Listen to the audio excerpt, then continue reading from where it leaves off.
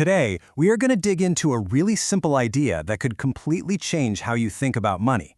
It's all about understanding how cash actually flows, and once you see it, it's a total game changer, no matter what you do for a living. Let's get right into it. So let's kick things off with this fascinating quote. Think about this for a second. If we collected all the money in the world and distributed it equally, it would soon return to the same pockets. Wow. That's a pretty bold claim, right? It kind of suggests that wealth isn't just about how much money you have, but something much, much deeper. So why does that happen? I mean, really, why? Is it just luck? Is it about who you know? Or is there some kind of hidden mechanism at play here? It's a puzzle that, once you solve it, can really unlock the door to true financial control. The solution to this whole money puzzle, well, it isn't about the amount of money you earn. It's all about the method you use to earn it.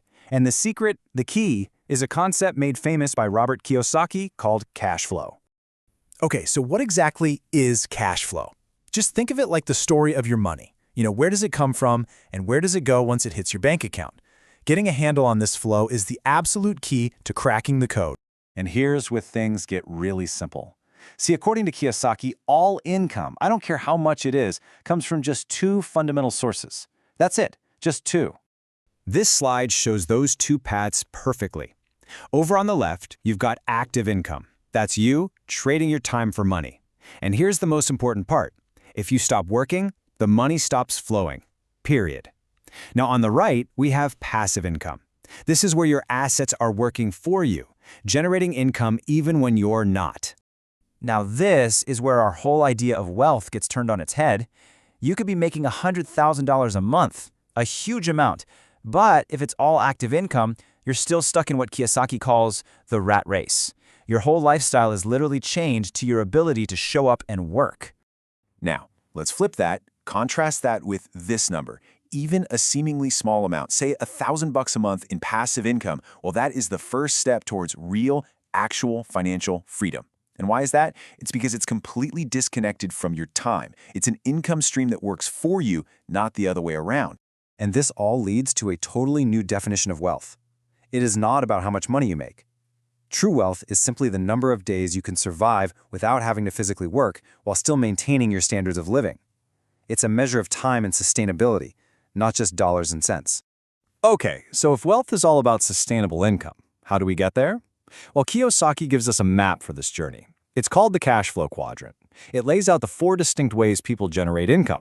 First up, we have E for employee. This is the most common one, the one we all know. You have a job, you work for somebody else, and you trade your time for a paycheck. Your income is active.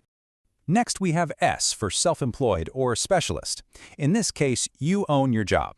So think of a doctor with their own practice or maybe a freelance graphic designer. Yep, you're the boss, but if you take a vacation, your income pretty much takes a vacation too. It's still active income. Now, let's cross over to the other side of the quadrant. This is where we find B for business owner. And this is a huge leap from being self-employed. A B doesn't just own a job, they own a system that works for them. The business makes money whether the owner is physically there or not. This is where we start getting into the world of passive income. And finally, we have I for investor. In this quadrant, your money is working directly for you. You invest in other people's systems, things like stocks or real estate, to generate even more money. This is the purest form of passive income you can get. So the most important thing to see here is the line right down the middle, the division between the two sides. On the left side, you've got the E's and S's. They earn active income. They work for money, and their main focus is on job security. But on the right side, the B's and I's, they generate passive income. Their money works for them, and their focus is on financial freedom. See the difference? And this chart, well, it reveals a pretty startling reality. About 80% of people are employees, and another 15% are self-employed.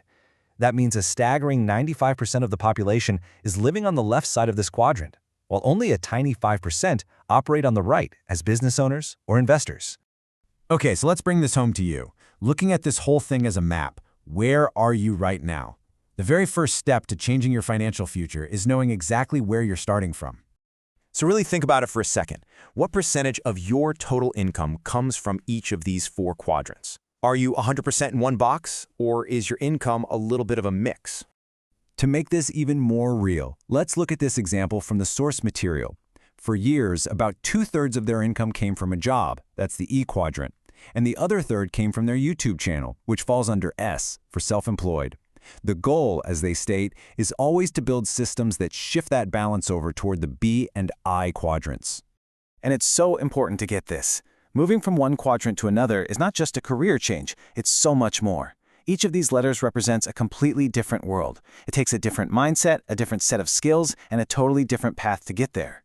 So, where do you go from here? Look, the point of this quadrant isn't to say one path is bad and another one is good. Not at all. It's a tool for you to become aware so you can consciously start to design your own financial journey. So, what's the big takeaway from all this? First, diversify. Don't ever rely on a single source of income, especially if it's from that E quadrant.